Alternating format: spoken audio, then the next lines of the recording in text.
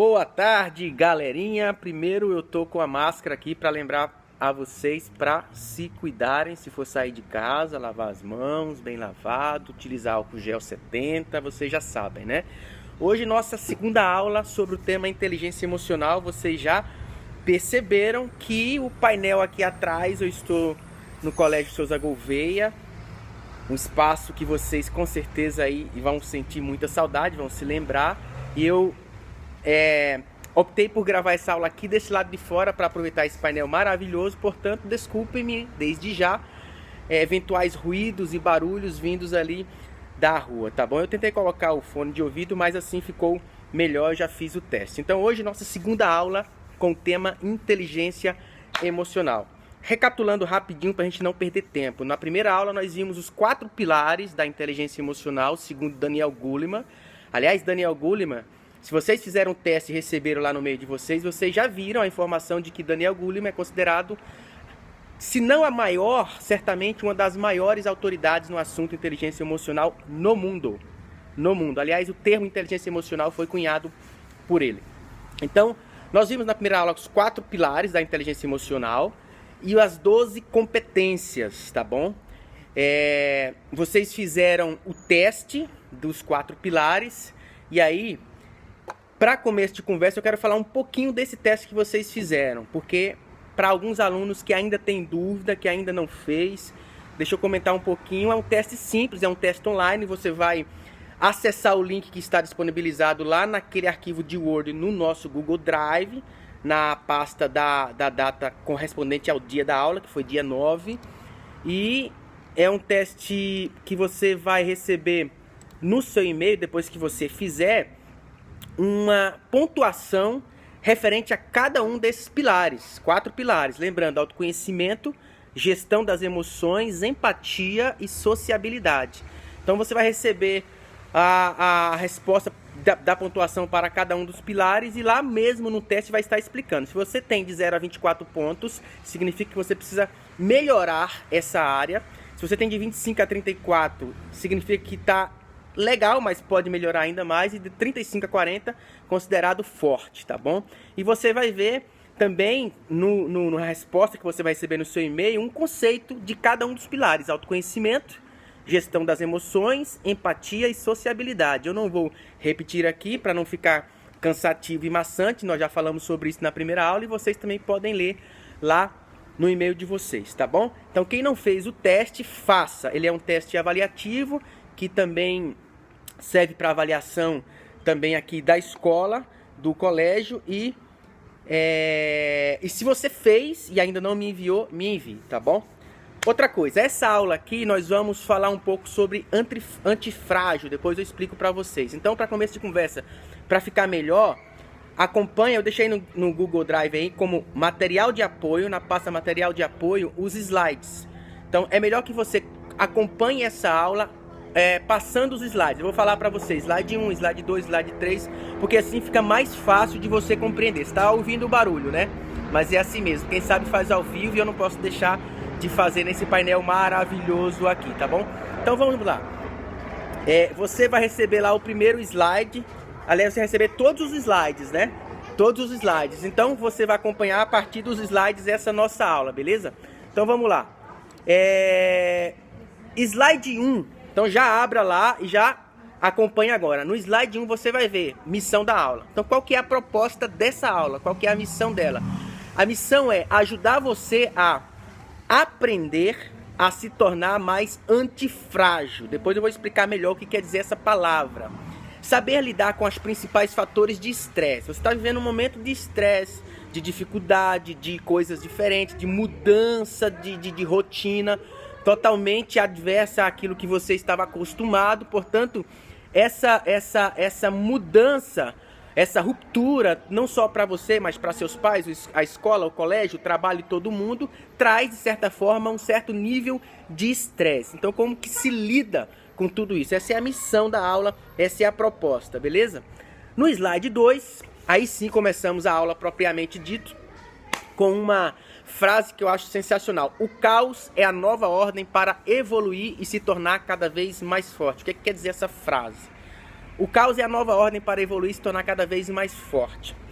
O caos, a crise, as dificuldades, os problemas, situações negativas, todas elas têm o poder de ou nos fazer aprender alguma coisa e crescermos com isso, ou fazer com que nós diminuamos, com que nós olhemos somente o lado negativo. O que essa frase quer dizer é: embora no momento muitas vezes o caos seja incompreendido, é justamente nele que você consegue aprender talvez mais coisas do que se você não estivesse nesse momento.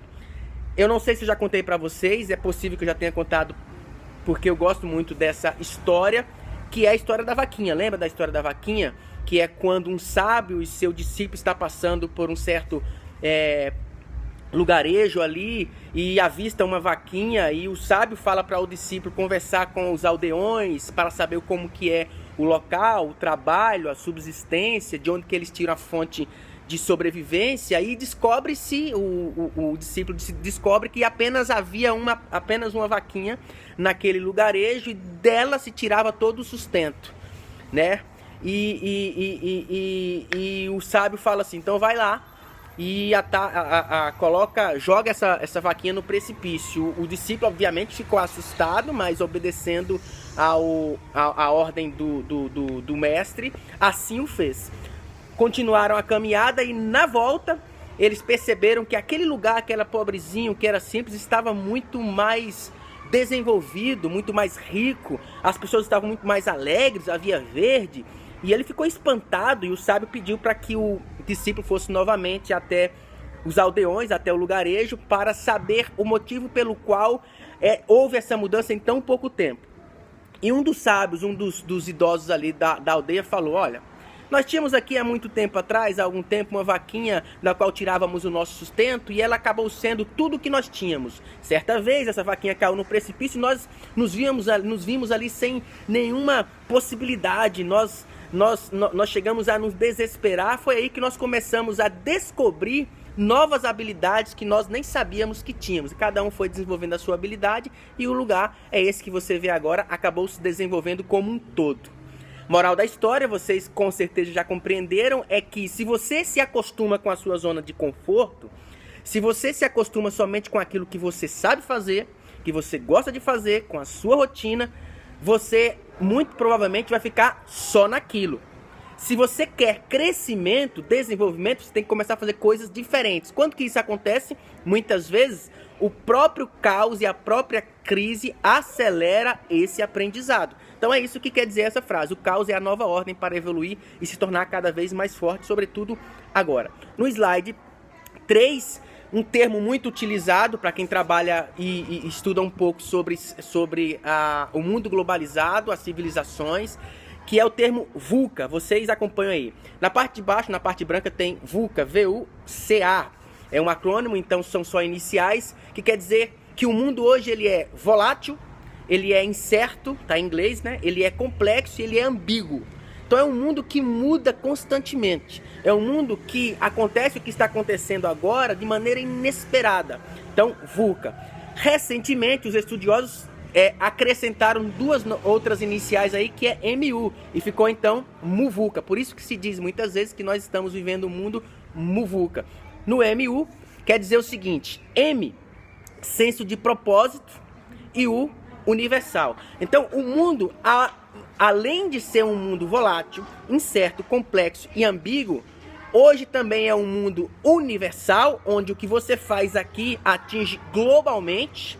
Se você vê, por exemplo, a economia de um país, sobretudo um país de primeiro mundo, quando ela se desestabiliza, todo o mundo sofre com isso, correto? Então é a mesma coisa, ele é universalizado. E o M de propósito, ou seja, as pessoas hoje, elas buscam no trabalho, na escola e nas suas ações, cada vez mais sentido e propósito para o que elas fazem. Isso quer dizer o seguinte: seus pais, por exemplo, na época em que eles começaram a trabalhar, eles pensavam só no sustento da família. Eles não escolhiam um trabalho no sentido de: eu quero trabalhar aqui porque isso traz propósito para mim, traz sentido, tem a ver com meus valores. Não, isso não acontecia na geração dos seus pais e dos seus avós, mas isso já acontece hoje. Por quê? Porque o mundo mudou. Toda essa dinâmica universalizada, global, complexa, ambígua e volátil fez com que o mundo mudasse. Então, por isso, esse mundo é um mundo muvuca, por isso esse termo. Agora, o que é que tem a ver tudo isso com inteligência emocional? Vamos entrar agora no assunto. Nós vivemos dois momentos eu não diria, mas nós somos atingidos de duas maneiras nas nossas emoções. Primeiro é a maneira externa, é o cenário externo, é esse mundo muvuca. O que acontece no externo, quer queira, quer não, atinge as suas emoções, ainda que você não queira. Ok? Então, viver num mundo volátil, num mundo globalizado, num mundo universal, num mundo onde as mudanças acontecem muito rapidamente, atinge as suas emoções, quer você queira, quer não. E a segunda dinâmica de mudança das nossas emoções são o fator externo, o fator interno. Perdão, o fator externo, o mundo globalizado, e o fator interno, que são as suas próprias emoções. Os seus desejos, os seus medos, a sua ansiedade, os seus sabores e dissabores, aquilo que você gosta e o que você não gosta. Por exemplo, você está em meio a um isolamento social, sem poder abraçar, tocar, visitar os amigos, sair, passear, se divertir. Isso, ainda que você não queira, afeta as suas emoções. Tanto é que o índice, conforme eu falei lá na aula passada, de ansiedade já aumentou. E a tendência é que ele aumente ainda mais. Então, no slide 4, você vai ver lá duas pirâmides, por exemplo, que é a pirâmide de Maslow. Vocês já conhecem, né? O nosso querido aluno Hélio já apresentou ali para o pessoal do terceiro ano, por exemplo. A pirâmide de Maslow vai dizer o seguinte, olha, você tem ali as suas necessidades básicas, bem na base, ar, água, necessidades fisiológicas, abrigo, comida. Depois, você vai precisar de necessidade de segurança, moradia e emprego. É o que você vai buscar. O que é que isso quer dizer? São as suas prioridades. Depois que você tiver isso atendido, você vai buscar por amizade, família, necessidades sociais, é o terceiro pilar. Depois, quarto pilar, estima, autoestima, confiança, realização e etc. O pilar último lá, solução de problemas e criatividade. Brinca-se hoje que essa pirâmide de Maslow está invertida e que se acrescentou outros itens. Se você olhar a pirâmide do lado, lá no slide 4, repito, você vai ver que logo na base tem internet e bateria. Isso quer dizer que nós invertemos as nossas prioridades. Ninguém vive hoje sem internet e sem bateria, no sentido de bateria do celular e no sentido de bateria para si mesmo. Nós vivemos um mundo muito corrido, muito agitado. Você precisa estar 100% antenado a todo momento.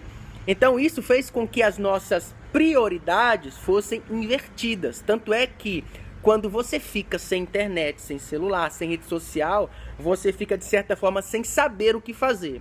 E nesse sentido, as redes sociais principalmente veio a aumentar ou pelo menos contribuir para o aumento desse índice de ansiedade que eu falei para você.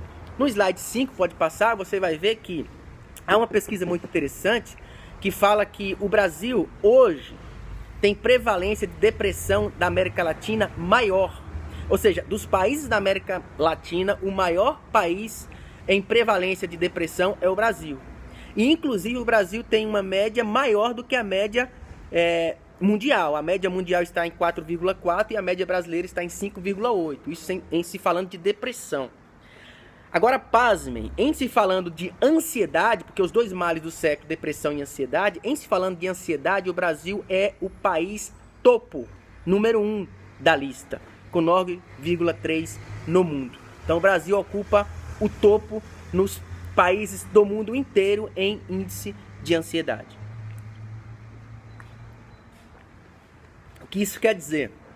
Isso quer dizer que é quase impossível fugir de as suas emoções, as minhas e as suas, as nossas, serem afetadas. É quase impossível.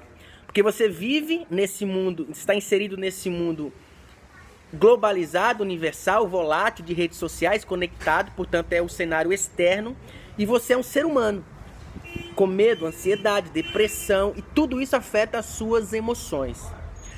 Além disso, você está vivendo, conforme eu falei, um momento de isolamento social. Somado a isso, você vive uma pressão, porque você está nos anos finais do ensino médio. A pressão é para qual profissão seguir, qual carreira seguir. O Enem está se aproximando, o vestibular está... Enfim, a cobrança da sociedade, da família, dos pais, dos professores. Então você está vivendo nesse mundo volátil, imerso nessas redes sociais, por exemplo, em que as suas emoções têm sido afetadas a todo momento. Então, pare aqui. Calma. Respira. Agora é momento de você dar atenção à sua saúde mental. Respira. Então, só fazendo uma pausa aqui nessa questão das redes sociais, eu lembro que numa das aulas ali na quadra, nós falamos um pouco sobre isso. E eu sei que agora isso fica ainda mais notório. Não é incomum, eu tenho absoluta certeza disso, de você acabar se comparando com alguém que você gosta ou que você segue nas redes sociais. E talvez esse seja o grande dilema e o grande problema de estar conectado ininterruptamente nas redes sociais. A gente acaba se comparando. É o fulano, é o Beltrano, é o Cicrano, é a Marília Mendonça, é o Gustavo Lima, é as coleguinhas, é a live de não sei quem. E você acaba... E fulano postou uma foto com um cachorrinho que é lindo e viajou para a cidade, que cenário maravilhoso, e a família toda... E você começa a se comparar. Por quê? Porque nessas imagens, nessas postagens e nessas lives, tudo é perfeito. Tudo é lindo. Tudo é maravilhoso e as pessoas são felizes o tempo todo. Só que não, porque na vida real como ela é, não é assim. E você sabe disso. Então, enquanto você está conectado, você vai almejando aquela vida. Mas quando você está sozinha no seu quarto, deitada para dormir, você chora. Você sente tristeza, você sente medo, você sente ansiedade. E aí você entra na depressão e aumenta esse índice aí na ansiedade. Do qual falamos aí sobre o índice da OMS, Organização Mundial da Saúde. Então calma, respira. Tudo vai passar. É bom que você tenha essa consciência, esse é o primeiro passo para tratarmos sobre inteligência emocional. É bom que você tenha essa consciência, porque é a partir da consciência que a ficha vai caindo. E a partir da consciência e a ficha caindo é que você vai tomando a iniciativa da sua vida, as rédeas da sua própria vida.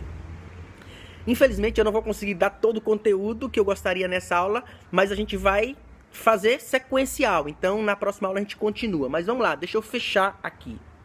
Deixa eu fechar com essa questão das redes sociais. Ei, está no momento e está na hora de você cuidar das suas emoções. E se houver a necessidade de dar um tempo, de dar um basta, de dar uma pausa, de se afastar um pouco das redes sociais, faça. Se houver essa necessidade, faça. Porque mais importante do que qualquer distração das redes sociais, de qualquer outra coisa, inclusive, que você faça, são as suas emoções e a sua saúde mental e a sua saúde emocional. Então, se você precisar fazer isso, faça.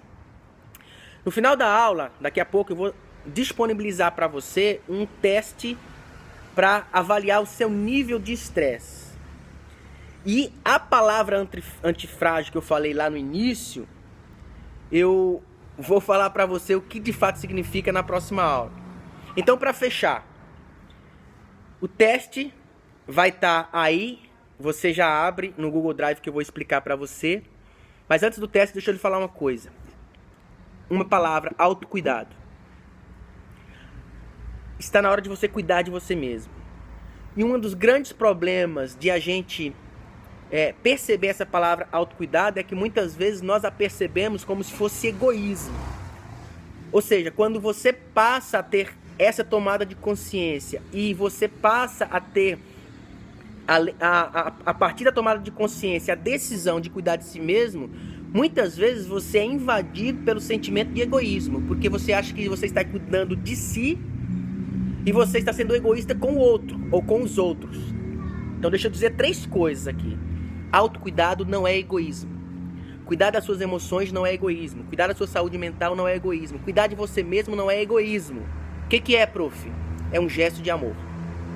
Cuidar de você mesmo é um gesto de amor próprio, ou seja, de amor para consigo mesmo.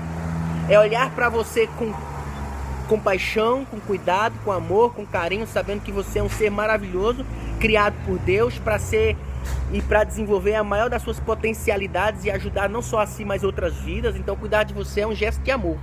para consigo mesmo, de amor próprio. Segundo, cuidar de você é um gesto de amor para com o outro. Porque veja bem e raciocine comigo, veja bem. Quando você cuida de você, você se torna um ser humano melhor. Quem não quer ter a companhia de um ser humano melhor? Então, à medida em que você cuida de si mesmo, você dá para o outro uma versão melhor de si mesmo. É um gesto de amor para com o outro. Você dá para os seus pais um filho melhor. Você dá para o seu professor, os seus professores, um aluno melhor. Você dá para os seus amigos um amigo e uma amiga melhor. Você dá para o outro um ser humano melhor. Então, cuidar de si mesmo, ele é um gesto de amor para consigo mesmo. E é um gesto de amor para com o outro. Terceiro, para fechar, cuidar de si mesmo é um gesto de amor para com o mundo. Para com o mundo de uma forma geral. O que eu quero dizer com isso é... Vocês sabem que eu acredito nisso, eu sempre falo e vou repetir. Você tem uma missão. Você tem um propósito. Você tem um sentido para o qual você veio a existir. Uma razão. Se você se lembrar das aulas da jornada do herói, você vai perceber isso. Que você passa por todo um processo de evolução para chegar lá na frente e contribuir para a construção de um mundo melhor a partir desse novo ser humano que você se tornou. A partir dos aprendizados que você adquiriu em todo esse processo. Então o que eu acredito é, você tem uma missão. Então cuidar de si mesmo é um gesto de amor para consigo mesmo, é um gesto de amor para com o outro e é um gesto de amor para com o mundo. Por quê? Porque você está cuidando de alguém, que é você mesmo, que tem uma missão para dar para esse mundo. E essa missão não pode ficar parada. Aquilo que lhe foi entregue não pode ficar escanteado, não pode ficar guardado, não pode ficar engavetado. Ou seja, você tem tanto potencial para dar para o mundo e para dar para o outro, que você não pode simplesmente se dar o direito de não usar esse potencial e de não abençoar o outro. Porque é a partir do que você faz no mundo que o outro é abençoado e você próprio é abençoado. Isso é uma dinâmica, é uma engrenagem.